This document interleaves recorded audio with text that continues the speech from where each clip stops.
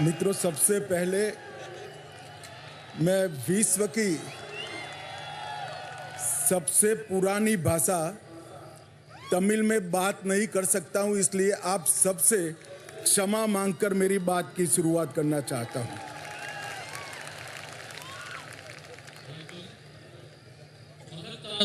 தெய்வீகமானதுமான தமிழ் மொழியில் பேச இயலாமைக்காக நான் வருந்துகின்றேன். అనివరకం మనం నిరైంద మహాశివరాత్రి నమస్కారాలు. అతి పురాతనమైన తమిళ భాషను మాట్లాడలేకపోతున్నందుకు చింతిస్తున్నాను. चरणों में प्रणाम करता हूं और मैं आज मनपूर्वक सद्गुरु के चरणों में भी प्रणाम कर मेरी बात की शुरुआत करता हूं. ஆதியோகியின் திருவடிகளுக்கு என்னுடைய வணக்கங்களை தெரிவித்துக் கொள்கிறேன். சத்குரு அவர்களுடைய திருவடிகளுக்கு என்னுடைய வணக்கங்களை தெரிவித்துக் கொள்கிறேன். आप सभी को महाशिवरात्रि की बहुत बहुत शुभकामनाएं. మహాశివరాత్రిயில் మీ అందరికీ మహాశివరాత్రి శుభాకాంక్షలు. मैं अपने आप को बहुत सौभाग्यशाली मानता हूं कि आज सद्गुरु के निमंत्रण पर मैं यहां आया. मुझे आदि योगी के दर्शन हुए. महाशिवरात्रि में महादेव की महिमा के महापर्व में शामिल होने का मुझे मौका देने के लिए फिर से एक बार सद्गुरु जी का बहुत बहुत धन्यवाद. సద్గురు గారు నన్ను ఇక్కడికి ఆహ్వానించడంతో నేను ఈనాడు ఇక్కడికి వచ్చాను. ఆదియోగి దర్శనం చేసుకున్నాను. మహాదేవుడి ఎంతో అద్భుతమైన మహాశివరాత్రి వేడుకల్లో నేను పాలు పంచుకుంటున్నాను. ఇందుకు గాను సద్గురు గారికి ఎన్నో ఎన్నో ధన్యవాదాలు. आज पूरे देश में सोमनाथ से केदारनाथ, पशुपतिनाथ से रामेश्वरम और काशी से कोयम्बतूर तक पूरा देश शिवमय हो चुका है. ఇవాళ దేశంలో అన్ని చోట్ల సోమనాథ్ నుండి కేదార్నాథ్ వరకు, పశుపతినాథ్ నుండి రామేశ్వరం వరకు, కాశీ నుండి కోయంబత్తూర్ వరకు దేశమంతా శివుడి అనుగ్రహంలో మునిగిపోయింది.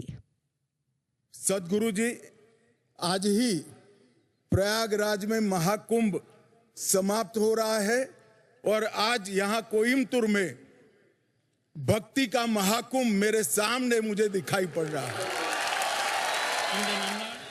ప్రయాగరాజ్లో ఇవాళే మహాకుంభమేళ ముగిసిపోతోంది. ఈ రోజున కోయంబత్తూర్లో నా కళ్ళెదురకుండా భక్తి అనే కుంభమేళ నా ఎదురకుండా ఆవిష్కారమైంది. शिवरात्रि सिर्फ एक पर्व नहीं है, आत्म जागृति की रात्रि है. जब समग्र ब्रह्मांड शिवमय हो जाता है तभी शिवरात्रि की अनुभूति कर सकते हैं. మహాశివరాత్రి కేవలం ఒక పండుగ కాదు, ఇది ఆత్మజ్ఞానాన్ని పొందేందుకు ఒక రాత్రి. ఏదైతే శివుడి ఉపస్థితితో, శివుడి అనుగ్రహంతో ఉంటుందో అటువంటి రాత్రి. और पार्वती का मिलन का दिन है. आज ही शिव और जीव के मिलन का रास्ता भी प्रशस्त होता है और मोक्ष प्राप्ति का रास्ता भी आज ही भक्ति के माध्यम से खुलता है.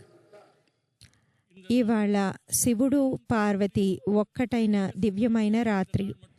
అలాగే శివుడు ఆత్మతో ఒకటయ్యే రోజు కూడా, జీవాత్మతో ఒకటయ్యే రోజు. ఇది ముక్తికి మార్గం చూపించే రోజు. ఈనాటి రోజు సృష్టిలో ప్రతిదీ शिव सिर्फ एक వెలుగుతుంది. प्रतीक नहीं है, शिव एक कल्याणकारी चेतना है जो संहारक भी है और पालनकर्ता भी है. और दोनों की विशिष्ट भूमिका हमारे जीवन में होती है. శివుడు ఎంతో మంగళకారుడు, అలానే ఆయన లయకారకుడు కూడా. శివుడులోని ఈ రెండు మన జీవితాల్లో ప్రతిబింబిస్తాయి. शिव शंभु भी है, स्वयंभू भी है. शिव सत्य भी है, सुंदर भी है. शिव को भोलेनाथ भी कहते हैं, महाकाल भी कहते हैं और यहाँ शिव आदि योगी के रूप में विराजमान है. சிவபெருமான் శివుడు స్వయంభు, అలాగే శంభు కూడా. தான் தோன்றியாக அவர் கருதப்படுகிறார். శివుడు సత్యం, సుందరం. అలానే శివుడు భోళాశంకరుడు, మహాకాలుడు కూడా, ఎంతో రుద్రరూపుడు కూడా. ఇక్కడ శివుడు మొదటి యోగిగా, ఆది యోగిగా ప్రజ్వరిల్లుతున్నాడు. யோகியாக அவர் விளங்குகிறார். शिव केवल आराध्य नहीं बल्कि अस्तित्व का मूल आधार है। அவர் வழிபாடு శివుడు కేవలం మనం ఆరాధించే దేవుడు కాదు, ఆయన ఈ సృష్టికి మూలమైన వాడు.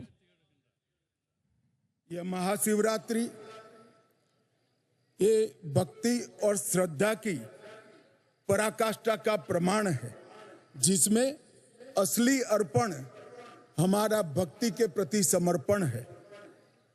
மகாசிவராத்திரி మహాశివరాత్రి భక్తి శ్రద్ధల పరాకాష్ఠ. ఇందులో మనం చేయగల అతి గొప్ప సమర్పణ ఏదంటే మనల్ని మనం సమర్పించుకోవడమే. கொண்டாட்டமாகவும் திகழ்கின்றது. मैं सदगुरु जी के लिए भी कुछ कहना चाहता हूं।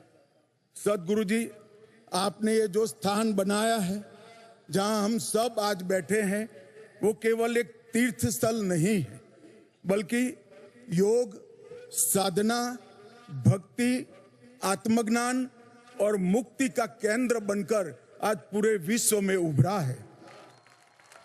సద్గురు அவர்களை பற்றி సద్గురు ఇక్కడ ఏర్పరిచింది కేవలం ఆధ్యాత్మికమైన ప్రదేశమే కాదు.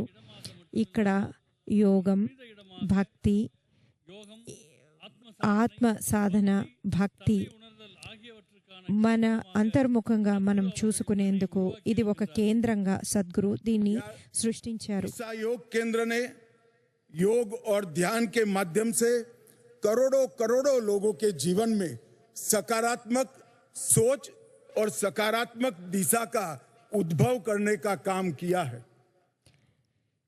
ఈశా యోగా కొన్ని వందల కోట్ల మంది జీవితాలను యోగా ఇంకా ధ్యానం ద్వారా పరిణామం చెందించింది, సరైన మార్గంలో పెట్టింది.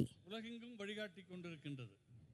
आदि योगी की ये 112 फीट ऊंची भव्य प्रतिमा हमें अपनी आध्यात्मिक यात्रा के 112 मार्गों की अनुभूति और परिचय दोनों कराती है।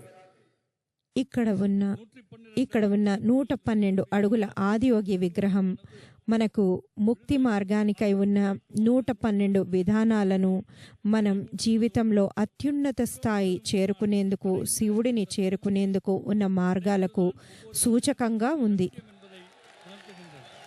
और हमें यहाँ आकर ही मालूम पड़ता है कि जीवन का अंतिम लक्ष्य शिवत्व की प्राप्ति करना है।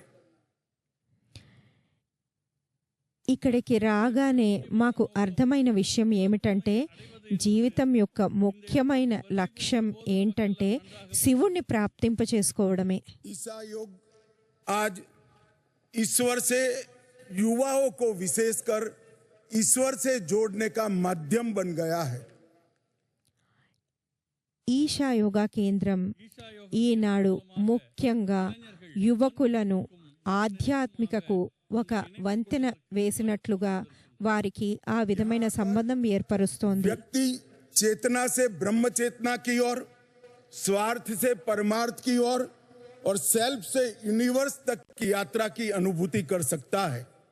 இங்கே மனிதர்களுக்கு ఇక్కడికి వచ్చిన మనుషులు ఎరుక లేని స్థితి నుండి ఎరుకకు, స్వార్థం నుండి స్వార్థం లేని తత్వానికి, తాను అన్న దాని నుండి విశ్వవ్యాప్తానికి పరిణామం చెందుతున్నారు. என்கிற தன்மையிலிருந்து பிரபஞ்ச உணர்வு என்கிற மடைமாற்றம் ஆகியவை ஈஷா யோக மையத்தில் மனிதர்களுக்கு ఈశా యోగాలో ఇది అనుభూతి చెందుతున్నాం.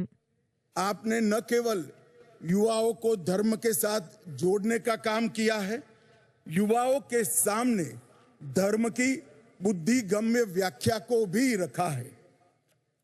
இளைஞர்கள் సద్గురు గారు, మీరు కేవలం యువతను ఆధ్యాత్మికత గురించి, ఆధ్యాత్మికతో అనుసంధానం చేయడమే కాదు, వారికి తర్కపరంగా మన ధర్మం గురించి ఎంతో విశిష్టంగా వారికి ప్రబోధించారు. मित्रों, आपने अंग्रेजी में एक कहावत जरूर सुनी होगी, a mystic man on A mission. हमारे सदगुरु जी के लिए शायद ये शब्द बना है, एक कहावत बनी है। நண்பர்களே, நம்முடைய ఒక మార్మికమైన వ్యక్తి ఒక విశేష కార్యం కోసం అనే పదం మీరు వినే ఉంటారు. ఇందుకు మన సద్గురు సరిగ్గా ఈ పదం మన సద్గురువుకి సరిగ్గా సరిపోతుంది. सदगुरु जग्गी वासुदेव आज पूरी दुनिया भर को जीने का रास्ता सिखा रहे हैं।